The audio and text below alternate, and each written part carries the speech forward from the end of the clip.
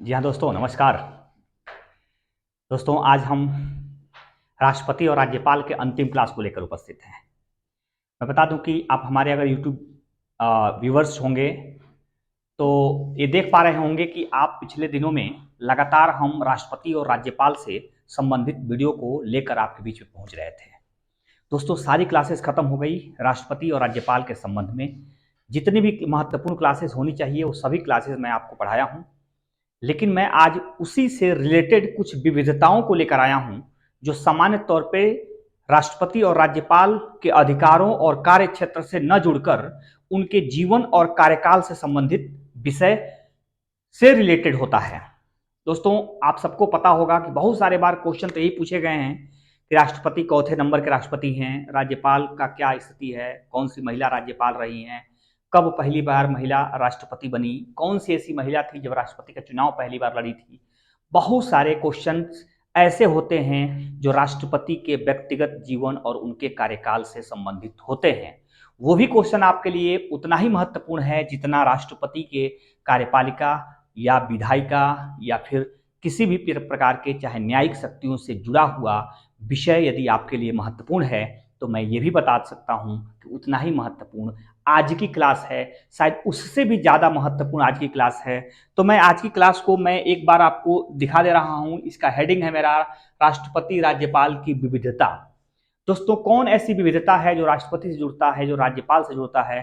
कुछ बातों का उल्लेख मैं ओवरली करने का प्रयास करूंगा और कुछ बातों का रिटेन फॉर्म में आपके सामने रख दिया हूं, जिसके वन लाइनर थ्योरी आपको यह बताएगी कि राष्ट्रपति के जीवन और उनके कार्यकाल के विषय में कौन से प्रश्न पूछे जाते हैं। दोस्तों, आप सबको पता होगा कि हम लगातार पॉलिटी के विषय को बनाए हुए हैं। हमारी ज्योग्राफी की इंडियन ज्योग्राफी क्लासेस अंतिम दौर में है। मैं चाहूँगा कि उसको भी वो क्लास जल्दी ही खत्म कर दूं ताकि एक इंडियन ज्योग्राफी हमारी समाप्त होती हुई नजर आए। लेकिन इधर नज़दीकी दिनों में यूपी पीसीएस के परीक्षा को ध्यान में रखते हुए मेरी ये कोशिश है कि सभी महत्वपूर्ण सब्जेक्ट्स के वन लाइनर प्रश्न को आपके सामने रखा जाए, पीडीएफ फॉर्म में रखा जाए और जल्दी जल्दी टारगेट बेसिस उस सिलेबस को खत्म किया जाए ताकि आपके लिए कुछ प्रश्न ज्यादा महत्वपूर्ण जो आपके लिए कंफ्यूजन बनते हैं वो दूर हो सके और आपके सभी प्रश्नों का आंसर आसानी से मिल सके। तो दोस्तों, आइए हम सीधे रिटर्न होते हैं इसी विषय पर। और हमारा आज का पहला क्वेश्चन है, भारत में किस राष्ट्रपति पर महाभियोग, ध्यान दे देंगे, महाभियोग चलाया गया था। दोस्तों, महाभियोग एक प्रक्रिया है और राष्ट्रपति को हटाने की प्रक्रिया है, संसद के द्वारा पूरी की जाती है। वह राष्ट्रपति जिसको महाभियोग के द्वारा हटाया गया कौन सा राष्ट्रपति है? तो आपके सामने आंसर दिख रहा है जिसमें लिखा है कोई भी राष्ट्रपति ऐसा नहीं है भारत में जिनको महाभियोग के द्वारा हटाया गया हो।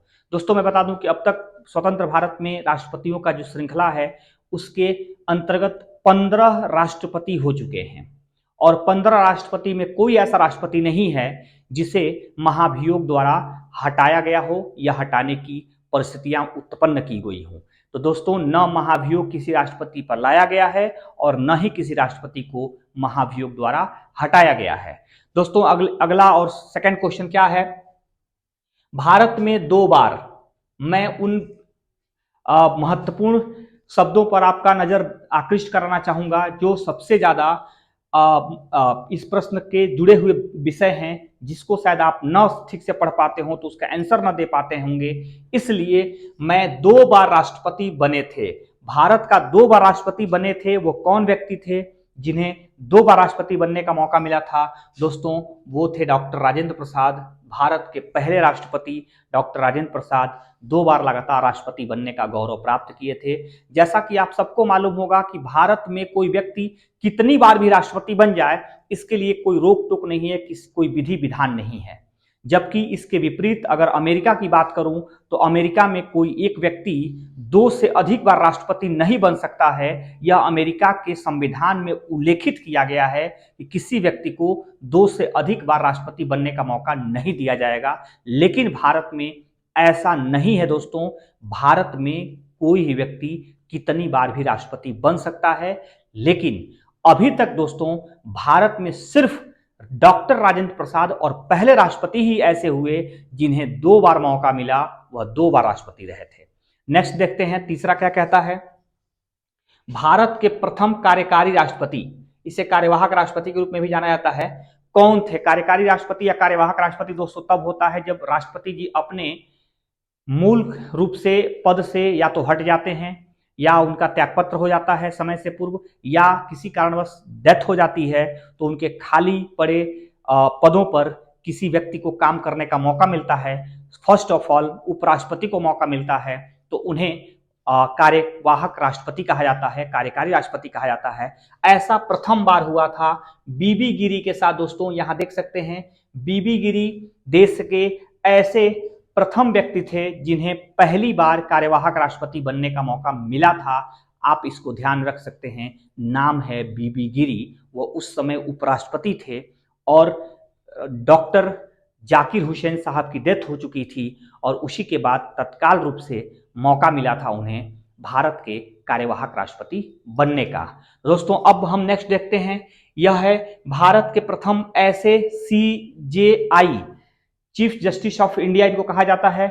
CJI को भारत के मुख्य न्यायाधीश के रूप में भी इनको जाना जाता है, या सर्वोच्च न्यायालय के मुख्य न्यायाधीश के रूप में भी इनको जाना जाता है।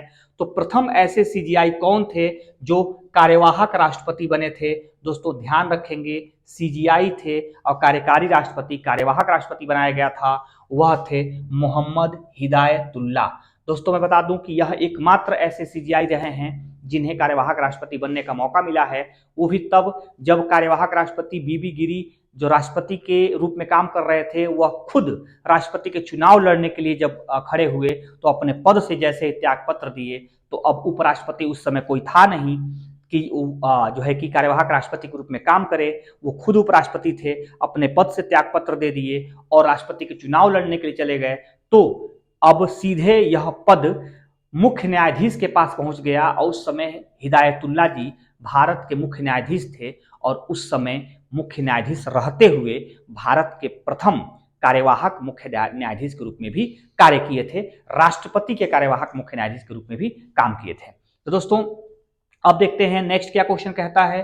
द्वितीय मतगणना के बाद जीते राष्ट्रपति, मतलब कौन ऐसा राष्ट्रपति है जो द्वितीय मतगणना के बाद जीत हासिल किया था, और वह राष्ट्रपति हैं बीबी गिरी। दोस्तों मैं बता दूं कि बीबी गिरी एक ऐसे राष्ट्रपति हैं, जब राष्ट्रपति का चुनाव चल रहा था तो उस समय 3 लोग राष्ट्रपति का चुनाव लड़ रहे थे, और किसी भी को 50% से अधिक बहुमत नहीं प्राप्त हो सका।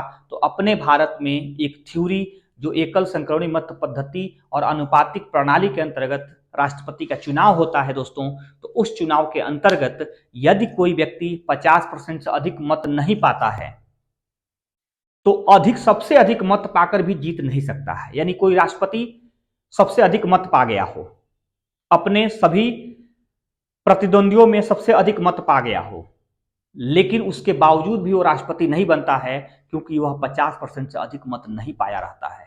हमारे संविधान में व्यवस्था है कि जब तक कोई भी राष्ट्रपति का चुनाव लड़ने वाला व्यक्ति कुल वैध मतों का 50% से अधिक नहीं प्राप्त करता है, तब तक वो राष्ट्रपति नहीं बन सकता है। और इसी के अंतर्गत दोस्तों हमारे वहां ऐसी परिपाटी हो गई थी, जब ऐसी परिस्थितियां उत्पन्न हो गई थी जब बीबी गिरी चुनाव लड़ रहे थे, मतगणना हुआ, मतगणना के बाद किसी को भी 50% से अधिक मत नहीं मिला, तब जाकर द्वितीय मतगणना कराया गया। और द्वितीय मतगणना जब होती है तो सबसे कम मत प्राप्त करने वाले व्यक्ति के प्राथमिक के बजाय द्वितीय मतगणना की गिनती होती है, और देखा जाता है कि वो दूसरे नंबर पर किसे रखा है जो चाहता है कि राष्ट्रपति बने, तो उसी का फिर मत काउंट हो जाता है, और वो मत जिसके साथ जुड़ता है और जिसका 50% से अधिक मत हो जाता है, वही देश का राष्ट्रपति बनता है। तो दोस्तों इस परिस्थितियों में आपके बीबी गिरी पहले ऐसे राष्ट्रपति हुए जो द्वितीय मतगणना के बाद चुनाव जीते थे।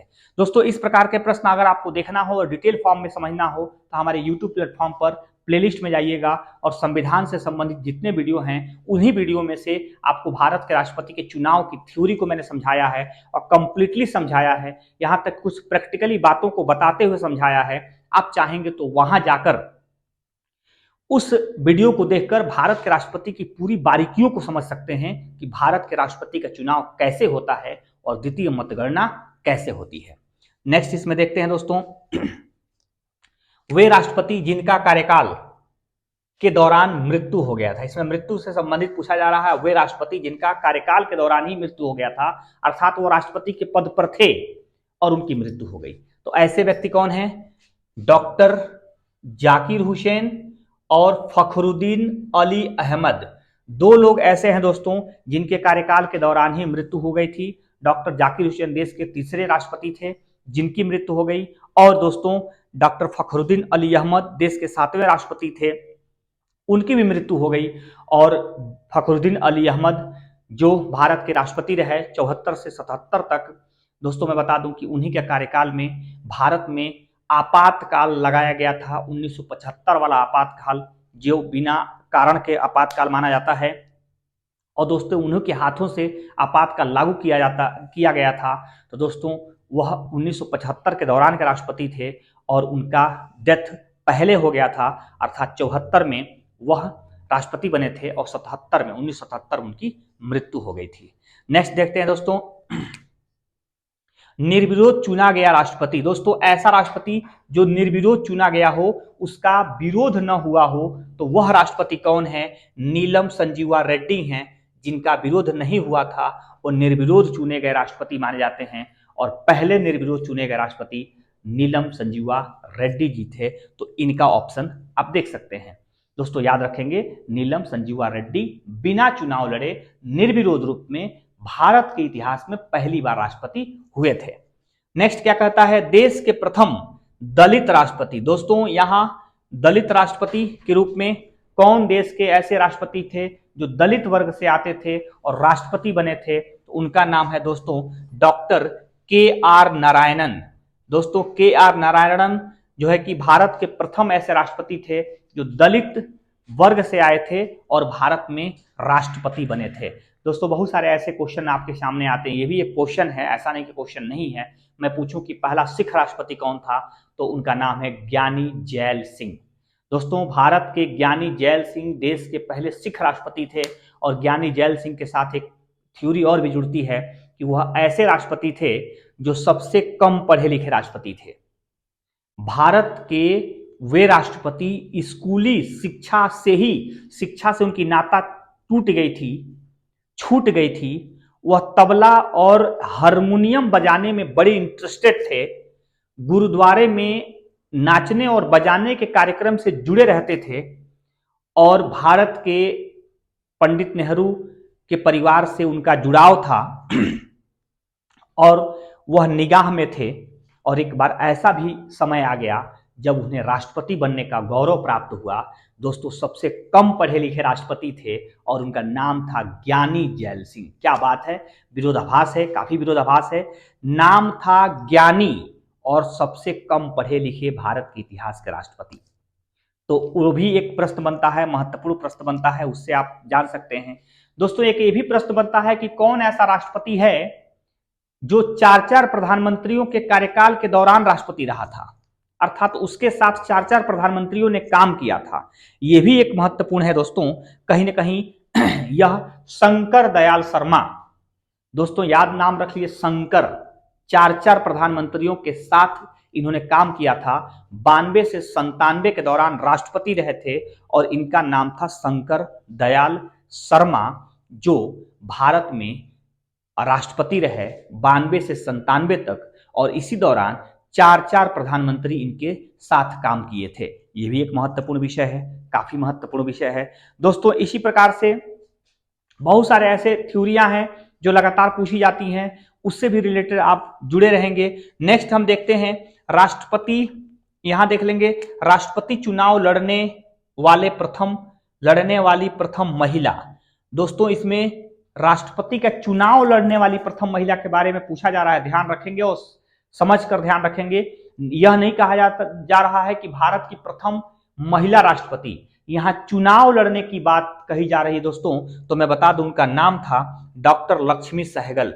ये आप देख सकते हैं, डॉक्टर लक्ष्मी सहगल भारत की प्रथम ऐसी महिला थी जो चुनाव लड़ी थी लेकिन चुनाव हार गई थी। आपको याद नहीं होगा तो याद कर लीजिए, सन 2002 की घटना है। डॉक्टर एपीजे अब्दुल कलाम चुनाव लड़ रहे थे, उनके अगेंस्ट में लक्ष्मी सहगल को चुनाव लड़ने के लिए लाया गया था। डॉक्टर्स थी, पेशे से डॉक्टर थी, और वह लक्ष्मी ब्रिगेड की आज़ाद हिंद फौज की महिला थी। वह आज़ाद हिंद फौज में रह चुकी थी। उन्हें डॉक्टर कलाम साहब के खिलाफ राष्ट्रपति चुनाव के लिए लाया गया था, लेकिन कलाम साहब ने बुरी तरह से लक्ष्मी सहगल को परास्त किया था। 90% से ऊपर मत कलाम साहब ने पाया था और 10% से कम ही मत पाकर चुनाव हार गई थी। लेकिन दोस्तों, उनकी क्लिनिक और उनकी हॉस्पिटल समाज सेवा में अनवरत लगा रहा जब तक वो जीती रही। फ्री ऑफ कास्ट उन्होंने चिकित्सा का सेवा किया था और इस तरह से वो पेशे से डॉक्टर होने के साथ भारत की प्रथम महिला बनी जो चुनाव लड़ने का काम किया था। लेकिन नेक्स्ट क्या कहता है दोस्तों, भारत का प्रथम महिला राष्ट्रपति। अब आ गया महिला राष्ट्रपति प्रथम कौन था, कौन थी ऐसी भारत की महिला जो चुनाव भी लड़ी और राष्ट्रपति भी बनी। तो वो थी प्रतिभा देवी सिंह पाटिल। आप समझ सकते हैं प्रतिभा देवी सिंह पाटिल दोस्तों, ये महाराष्ट्र राज्य से बिलोंग करती थी और इन्हें 12वें राष्ट्रपति के रूप में पद संभालने का मौका मिला था। दोस्तों, यह 2007 से 2012 तक भारत के इतिहास की 12वीं नंबर की राष्ट्रपति हैं और महाराष्ट्र से जुड़ी हुई हैं। प्रतिभा देवी सिंह पाटिल देश की प्रथम महिला राष्ट्रपति रही हैं। मैं बता दूं कि प्रतिभा देवी सिंह पाटिल ने अपने बल पर, अपने योग्यता पर इस ऊंचाई तक पहुंची थी, क्योंकि इसके पहले बताया यह जाता है कि प्रतिभा देवी सिंह पाटिल जब इंदिरा गांधी प्रधानमंत्री रहा करती थी तो प्रतिभा देवी सिंह पाटिल उनकी रसोइया के रूप में काम करती थी। इंदिरा गांधी की रसोइया के रूप में काम करने का जिम्मेदारी थी प्रतिभा देवी सिंह पाटिल के पास, जो एक घरेलू महिला के तौर पर, रसोइया के तौर पर अपने सफर को प्रारंभ की और राष्ट्रपति के पद तक का सफर उनका पूरा हुआ है। देश के सबसे उच्च पद तक वह पहुंच चुकी हैं। तो वह प्रतिभा देवी सिंह पाटिल थी और देश के 12वें राष्ट्रपति थी। अगला देखते हैं दोस्तों, भारत की प्रथम जनजातीय महिला राष्ट्रपति। इसमें दोस्तों काफी इंपॉर्टेंट है, जनजातीय महिला राष्ट्रपति कौन रही हैं। तो द्रौपदी मुर्मू जी इस समय जो भारत की प्रथम महामहिम राष्ट्रपति जी हैं, द्रौपदी मुर्मू जी, इनके बारे में यह कहा जाता है कि यह प्रथम महिला जनजातीय महिला राष्ट्रपति रही है, देश की प्रथम जनजातीय राष्ट्रपति रही हैं, स्वतंत्र भारत में जन्म लेने वाली प्रथम राष्ट्रपति रही हैं। तो दोस्तों, इस प्रकार से उनके लाइफ में बहुत सारे, एक तरह से कह सकते हैं कि विशेषता है। उड़ीसा राज्य की पहली राष्ट्रपति हैं वो। तो इस प्रकार से दोस्तों कहीं ना कहीं इनके साथ बहुत बड़ी एक तरह से विशेषता है। जब ये राष्ट्रपति बनी थी तो मैं आपको वीडियो बनाया था प्रतिभा देवी सिंह पाटिल के बाद दूसरी महिला राष्ट्रपति के तौर पर द्रौपदी मुर्मू जब राष्ट्रपति बनी थी तो इनकी पूरी थ्योरी को मैंने समझाया था, पूरे इतिहास को इनके बताया था कि कहां से अपना पेशा प्रारंभ की थी, स्कूली शिक्षा से लेकर टीचर तक के पद पर पहुंचने और राज्यपाल के पद से होते हुए राष्ट्रपति के पद तक पहुंचने का सफर जो इन्होंने तय किया है वह कैसे तय किया था। इनका पूरा ऐतिहासिक पृष्ठभूमि को मैंने बताने का कार्य किया है। आप चाहें तो हमारे YouTube पर पिछला वीडियो देखकर पूरी डिटेल जानकारी ले सकते हैं। दोस्तों, एक प्रश्न ये आता है कि ये तो द्रौपदी मुर्मू जी हैं जो स्वतंत्र भारत में जन्म लेने वाली प्रथम महिला राष्ट्रपति हैं और राष्ट्रपति भी हैं। दोस्तों, एक प्रश्न ये आता है कि सबसे कम उम्र में राष्ट्रपति बनने वाला व्यक्ति कौन रहा। दोस्तों, सबसे कम उम्र में राष्ट्रपति बनने वाला व्यक्ति भारत का कौन रहा, तो नीलम संजीवा रेड्डी दोस्तों वह भारत के राष्ट्रपति थे जो अमूमन 64 वर्ष में ही सबसे कम उम्र में भारत के राष्ट्रपति बने थे। इन्हें भारत का युवा राष्ट्रपति कहा जाता है। आप सोचिए कि जो व्यक्ति युवा राष्ट्रपति के नाम से पद संभाल रहा है उसकी उम्र भी 64 वर्ष है और भारत के इतिहास के सबसे कम उम्र के राष्ट्रपति भी नीलम संजीवा रेड्डी हैं, जिनकी उम्र 64 वर्ष थी जब ये राष्ट्रपति के पद को संभाल रहे थे। हालांकि दूसरा सबसे युवा कोई राष्ट्रपति बना है तो द्रौपदी मुर्मू जी बनी हैं, जो 64 वर्ष कुछ महीने की हैं और भारत के राष्ट्रपति के पद पर आसीन हैं।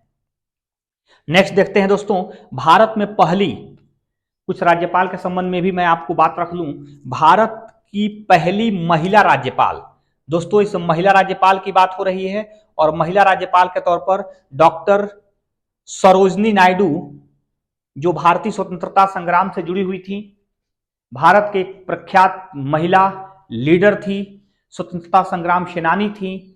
जब भारत स्वतंत्र हुआ, भारत में राज्यपालों का क्रम प्रारंभ हुआ तो उन्हें पहली बार राज्यपाल बनाया गया और उत्तर प्रदेश राज्य का राज्यपाल बनाया गया, संयुक्त प्रांत राज्य का राज्यपाल बनाया गया।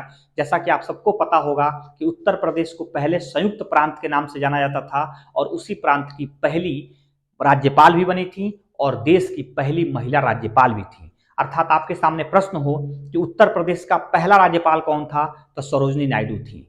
और भी प्रश्न हो कि उत्तर प्रदेश भारत का पहली महिला राज्यपाल कौन थी, तो भी सरोजनी नायडू थी। और कहां की राज्यपाल थी, तो उत्तर प्रदेश राज्य की राज्यपाल थी। दोस्तों एक और इसमें प्रश्न बनता है कि प्रथम सीजीआई जो राज्यपाल बने थे पहली बार, अर्थात chief justice of India, retired chief justice of India, जो भारत के सुप्रीम कोर्ट के न्यायमूर्ति रह चुके थे, जब वो रिटायर हुए तो उन्हें राज्यपाल बनाया गया। और भारत के इतिहास में ऐसा पहली घटना हुई, और किसके साथ घटना हुई, पी सथाशिवम के साथ घटना हुई। दोस्तों ये पी सथाशिवम जी भारत के पहले ऐसे सीजीआई के पद पर रहने वाले व्यक्ति रहे जिन्हें राज्यपाल बनने का मौका मिला था और केरल राज्य के राज्यपाल बने थे। आप याद रख लीजिएगा, महत्वपूर्ण प्रश्न बनता है दोस्तों। पी सथाशिवम जो भारत के सीजीआई भी रह चुके हैं, चीफ जस्टिस ऑफ इंडिया भी रह चुके हैं, सुप्रीम कोर्ट के मुख्य न्यायाधीश भी रह चुके हैं, वह किसी राज्य के राज्यपाल बनाए गए तो केरल राज्य के राज्यपाल बनाए गए थे। ये भी महत्वपूर्ण है दोस्तों। एक ये भी बात आती है कि भारत के प्रथम ऐसे राज्यपाल जिन्हें बर्खास्त किया गया था, दोस्तों पहली बार किसी राज्यपाल को बर्खास्त किया गया था, यह भी एक प्रश्न बनता है। तो वह कौन राज्यपाल है, दोस्तों उस राज्यपाल का नाम है प्रभुदास पटवारी। दोस्तों प्रभुदास पटवारी भारत के तमिलनाडु राज्य के राज्यपाल थे और 1980 के इर्द गिर्द में उनको बर्खास्त करने का काम किया गया था। जैसा कि आप सबको मालूम है कि भारत के राज्यपालों को राष्ट्रपति सीधे हटाने की शक्ति रखता है। भारत के राज्यों के राज्यपाल राष्ट्रपति के प्रसाद पर्यंत ही अपने कार्य पर रहते हैं, अपने पद पर रहते हैं। लेकिन दोस्तों एक ऐसी भी परिस्थिति आ गई थी जब राज्यपाल के तौर पर प्रभुदास पटवारी तमिलनाडु राज्य के राज्यपाल रह रहे थे। उस दौरान उन्हें हटाने के बजाय उन्हें बर्खास्त करने का कार्य राष्ट्रपति जी ने किया था। तो यह एक इतिहास के पन्नों में दर्ज घटना है जो तमिलनाडु राज्य से जुड़ा हुआ है। और उस समय प्रधानमंत्री के तौर पर श्रीमती इंदिरा गांधी जी थी, जिनके कहने पर ही राष्ट्रपति कुछ कर सकते हैं। जैसा कि हमारे वहां संविधान में लिखा हुआ है कि प्रधानमंत्री और मंत्रिपरिषद के निर्देशों पर राष्ट्रपति काम करते हैं, और ऐसा काम वह कर पाए थे। तो दोस्तों ये वीडियो विविधता से जुड़ा हुआ था। कैसा रहा वीडियो? आप अगर वीडियो को अच्छा देख पा रहे होंगे, अच्छा इससे कंटेंट जुटा पा रहे होंगे दोस्तों, तो आप इससे जुड़कर महत्वपूर्ण नॉलेज लेते हुए अगर वीडियो अच्छा लगे तो लाइक करिएगा, अपने दोस्तों के पास जो है कि इसको फॉरवर्ड कर दीजिएगा। और मैं बता रहा हूं कि अगर वीडियो और हमारे यूट्यूब चैनल अच्छे आपको लग रहे होंगे तो जरूर से सब्सक्राइब कर लीजिएगा। इससे भी अच्छी कंटेंट हम आपके बीच में लेकर आते रहेंगे। दोस्तों आप पूरा वीडियो देखें, इसके लिए बहुत बहुत धन्यवाद। Thank you.